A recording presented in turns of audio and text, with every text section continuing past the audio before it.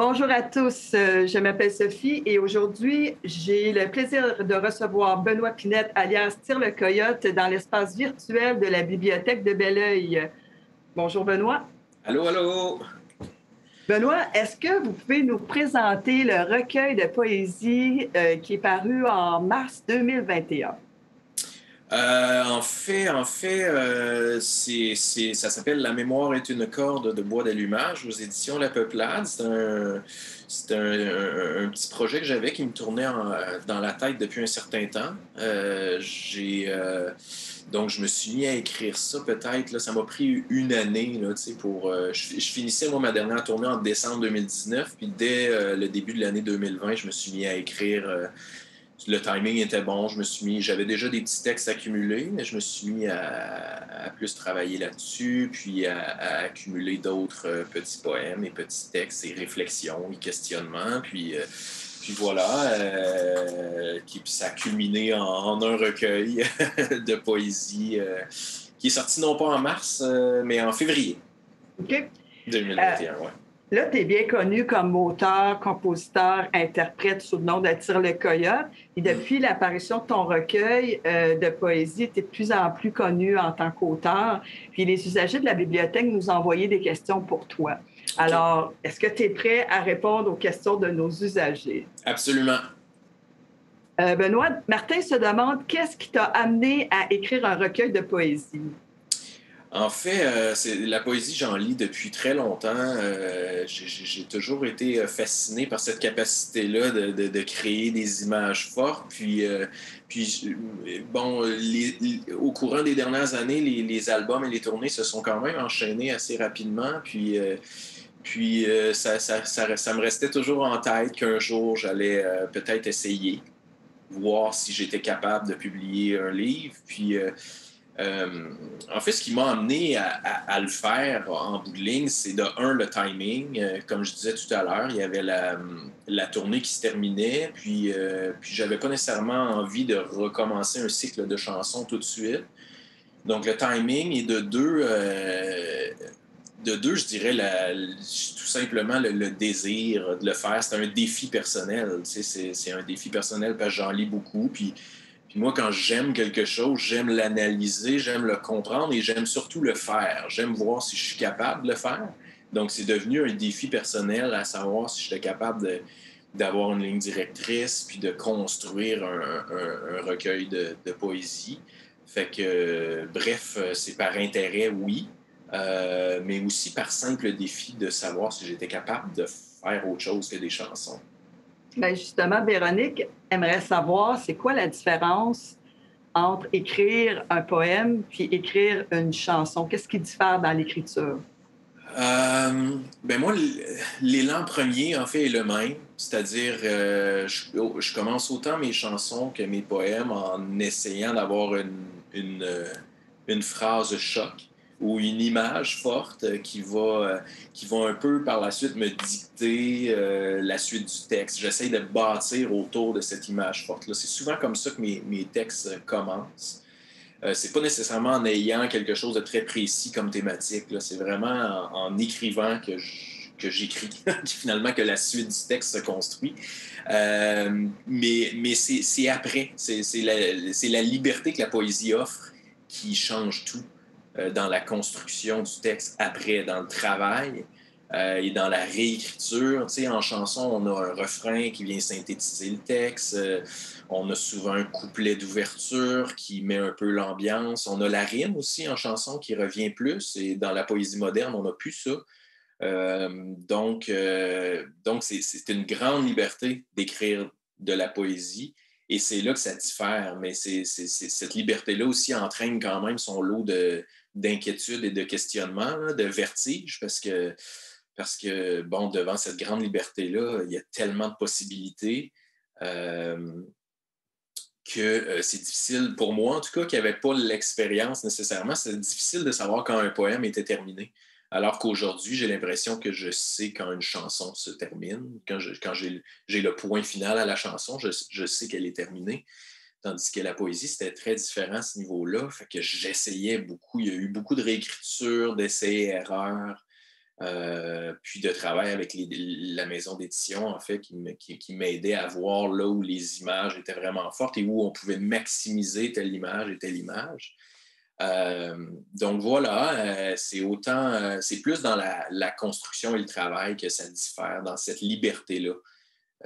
Parce que, veut pas, on veut que chaque mot soit fort et soit bien placé dans le texte parce qu'on n'a pas... on n'a pas d'orchestration, d'instruments de musique, on n'a pas de voix ou d'interprétation pour cacher quoi que ce soit. En fait, non pas que je cache certains mots dans mes chansons, mais quand même, c'est-à-dire que l'attention n'est que sur les mots et non pas sur un enrobage complet. Donc voilà, c'est quand même un certain vertige à ce niveau-là. Très, comment je pourrais dire, de façon très concrète, Julie aimerait savoir à quel moment de la journée tu préfères pour écrire? J'écris beaucoup le matin, moi, puis le soir, en fait. Je vais aux extrêmes, mais souvent, au courant de la journée, j'ai d'autres choses à faire. Je préfère faire des choses qui me demandent moins d'intellectualiser quoi que ce soit. Fait que souvent, le matin, avec mon café, dès que je me lève et que les enfants sont à l'école, je me lance dans l'écriture, probablement presque au dîner. Puis j'aime ça y revenir aussi le soir quand les enfants sont couchés, justement. Où là, c'est dans la noirceur, dans le début de la nuit, on dirait qu'il y a une espèce de calme qui m'aide je sais pas, qui m'aide à voir ce qui est bien et ce qui ne l'est pas de ce que j'ai fait le matin même, en fait.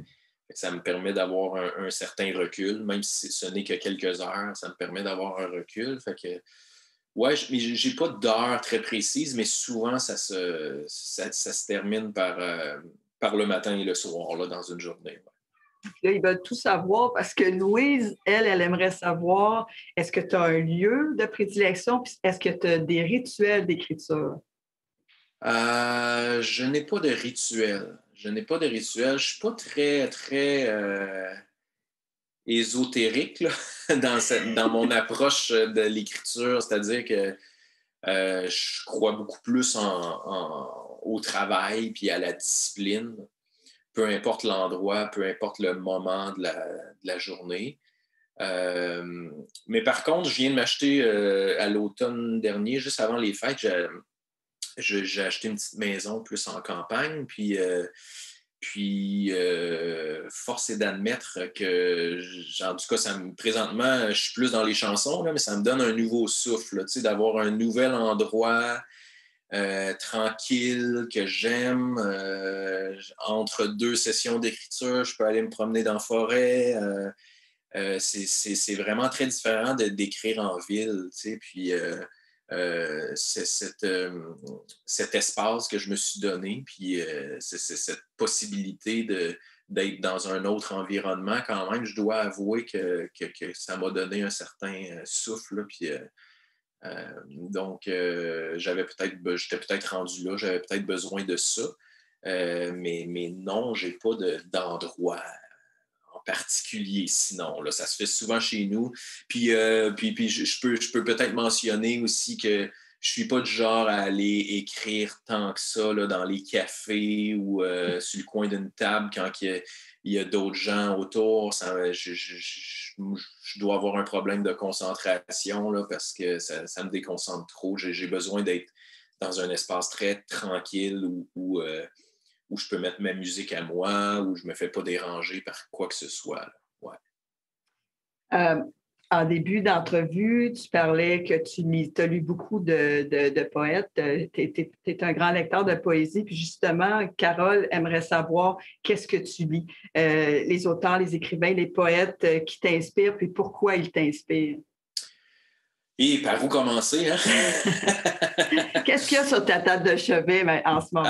Tu sais, moi, je reviens toujours, tu sais, même en chanson, on finit toujours par revenir à ceux qui nous ont ouverts à ce médium-là. Tu sais, je parle souvent de Desjardins, évidemment, là, tu sais, en chanson. Mais en poésie, moi, c'est vraiment Jacques Prévert qui m'a ouvert les yeux sur cette faculté de créer de fortes images, mais à partir de mots très simples du quotidien.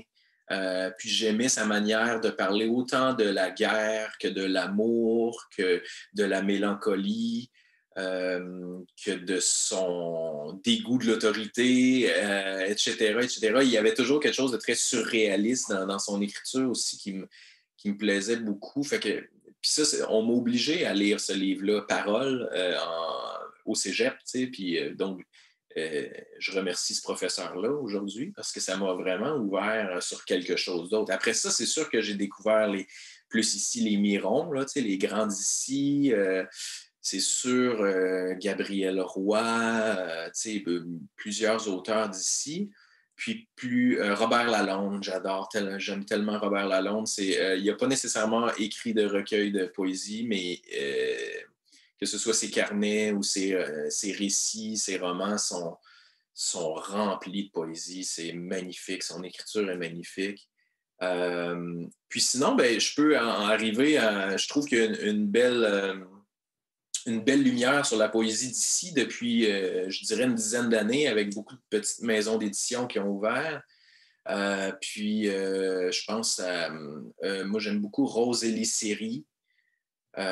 Son dernier, c'est Là où la lumière, là où le monde fuit en lumière. C'est de la dentelle, c'est écrit tout en finesse, c'est magnifique.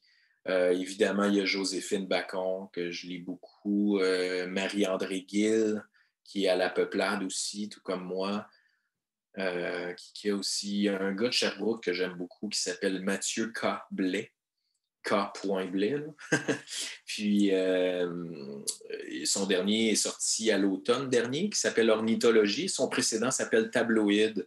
Lui a vraiment une belle manière de faire des poèmes du quotidien, mais avec une belle réflexion, avec une espèce d'humour noir qui est assez magnifique.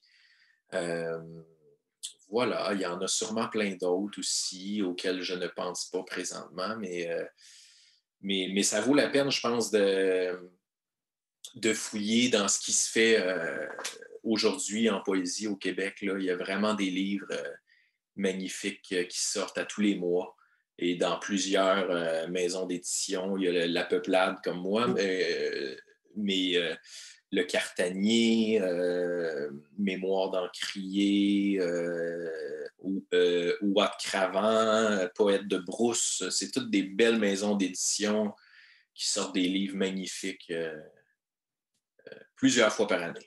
Qui prennent le risque de la poésie, ça, c'est fantastique. Là. Effectivement, qui prennent le risque de la poésie parce qu'on sait que c'est pas ce qui est le plus vendeur à la base. Oui.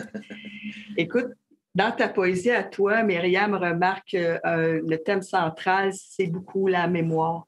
En tout cas, elle, c'est ce qu'elle a ressenti. Puis la question qu'elle voulait te poser, c'est est-ce que l'écriture permet de faire la paix avec certains souvenirs douloureux? Oui, assurément. Moi, je ne le fais pas pour ça à la base. Je le fais pour comprendre. Je me dis pas ça va être une thérapie. Je me dis pas ça va régler des problèmes. Je le fais parce que je ressens le besoin de le faire. Puis à travers la réflexion, à travers le questionnement, puis le fait de mettre des mots sur une feuille, automatiquement rend la chose tangible, rend la chose véridique. Puis à partir de ces souvenirs-là, là, on peut s'en aller dans plusieurs directions, plusieurs possibilités de questionnement et de réponses, finalement. Fait que c'est vraiment dans cette optique-là, moi, que je l'aborde. Puis si à la fin du processus, en fait, que je me rends compte, OK, comment j'ai réagi? Est-ce que ça m'a aidé? Est-ce que j'ai trouvé ça trop difficile? Je ne le referai pas. Après ça, c'est après coup que je me rends compte à quel point ça m'a marqué ou non, cette période-là. Dans le cas du recueil, c'est probablement la chose que j'ai faite qui est le plus personnel, où là, j'ai réellement plongé, non pas dans l'enfance globalement, comme je l'avais fait dans certaines chansons, mais où j'ai plongé dans de vrais souvenirs d'enfance. Puis oui, c'était assez difficile dans le sens où il a fallu que je me positionne face à ces souvenirs-là. Des fois, j'avais carrément le goût d'abandonner tout ça, mais il y avait une petite voix qui me disait non, continue, il y a quelque chose à aller chercher là-dedans. Puis, je pense que à partir du moment où je me dis, je pense que c'est ça l'objectif d'une vie ou d'une existence, c'est d'essayer de faire mieux, puis de s'améliorer à travers les années. Puis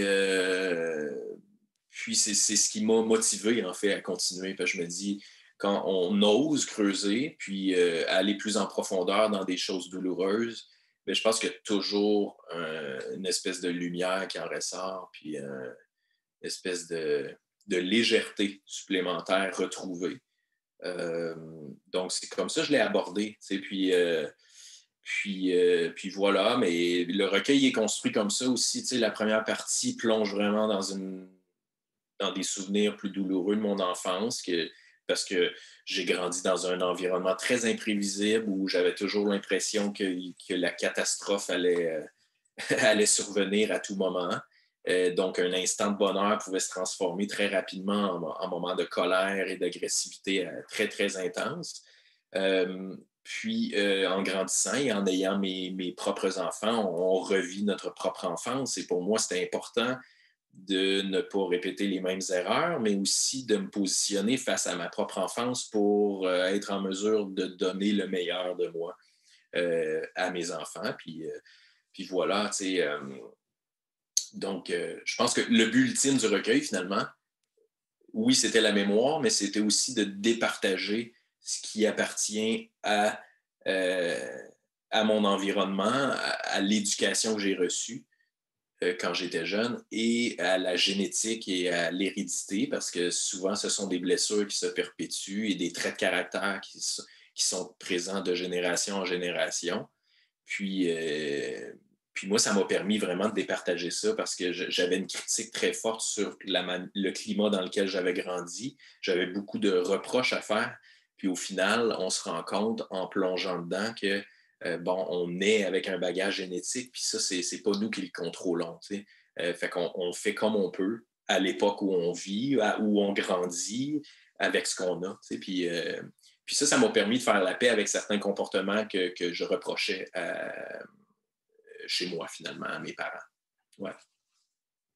Puis, c'est intéressant parce que là, tu as ton processus d'écriture, puis après ça, il y a un autre processus qui embarque, c'est le processus de lecture, de l'arrivée du lecteur dans tout ça. Puis, je trouve ça intéressant parce que la question de Suzanne, qui disait, bon, elle est très grande fan de tes chansons, elle a été profondément touchée par tes poèmes.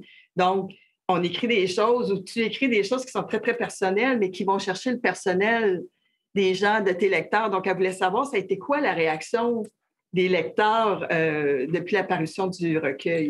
C'est une bonne question. En fait, c'est sûr que moi, on parlait de poésie tout à l'heure, c'est pas très vendeur tout le temps, mais j'ai cette chance-là quand même. Là, je veux dire, c'est-à-dire que étant plus connu comme chanteur, c'est sûr qu'il y a un certain public qui a bien voulu me suivre dans l'aventure.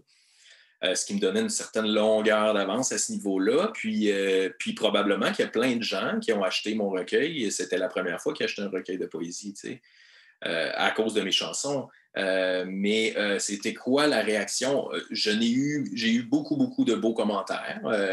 Des beaux commentaires qui sont un peu dans la même catégorie que les commentaires que je reçois de mes chansons. C'est une sensibilité, une mélancolie, des souvenirs aussi. L'enfance est très présente. Puis voilà, donc c'était très, très, très, très positif. Mais c'est évident que c'est pas tout le monde qui sait comment aborder la poésie non plus. J'ai quand même eu aussi quelques commentaires qui me disaient OK, ben là, ça, je ne sais pas comment l'aborder. Il n'y a pas de musique autour. C'est sûr que ça devient plus difficile pour quelqu'un qui n'a jamais lu de poésie de s'immiscer dans ce monde-là et de faire comme si comme si elle connaissait ça. Fait que c'est sûr que ça en a surpris certains. Mais ça, c'est correct. Moi, je suis bien avec ça. J'ai pas de problème j'ai pas de problème avec la critique à ce niveau-là. Je trouve que les gens essaient, puis aiment ou aiment pas. Mais à partir de là, moi, je suis juste content de l'avoir fait. Puis je pense qu'à partir du moment où tu le fais pour toi, après ça, tu es confortable avec ce qui ressort de ça, au final. Ouais. Donc, voilà. Benoît, il y a plusieurs usagers qui aimeraient connaître tes projets d'écriture en ce moment, si c'est possible. Oui. Ben, là, je suis en pleine écriture et composition du prochain album de Tire le Coyote. J'en suis peut-être à la moitié de l'album. Puis voilà, j'écris le plus possible des chansons. Puis je suis dans je devrais enregistrer un bout cet été, puis peut-être à l'automne. Je vise là, le début 2022 pour la sortie du prochain album. Mais là, je suis vraiment à temps plein dans l'écriture de chansons. Mais en même temps, je n'ai pas de sentiment d'urgence parce que avec la pandémie, évidemment, là, j'ai envie de pouvoir faire des spectacles quand je vais sortir l'album. Ouais. Donc, là, avec toutes les annulations et les reports de dates, tout ça, j'ai pas envie de rentrer là-dedans. Fait que ça me donne comme une espèce de lousse là, qui va me permettre d'y aller tranquillement, pas vite, jusqu'au début 2022. Benoît, pour terminer la rencontre, est-ce que tu nous ferais le grand plaisir de nous lire un de tes poèmes? Absolument. Voilà. Je confectionne des armures que je porte en permanence. Le voile s'épaissit au claquement de porte, et j'existe à côté de mon âge, sur un grand belvédère où le temps n'abandonne personne. Et les siècles s'enchaînent avec suffisance. Je manque les virages, une crise à la fois. La destination s'évapore, je m'absente, m'enfuis de l'autre côté du présent, oubliant mon identité consumée sur le tableau de bord, en pleine canicule. Mes larmes signifient lucidité dans la langue qui nous unit, nos âmes comme des crues, regagnant leur lit au moment précis où la fin du monde s'agenouille devant l'éclaircie.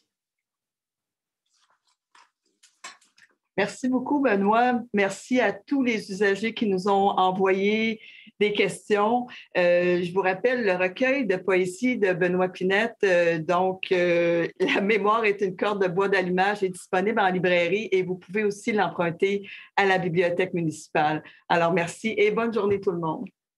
Merci.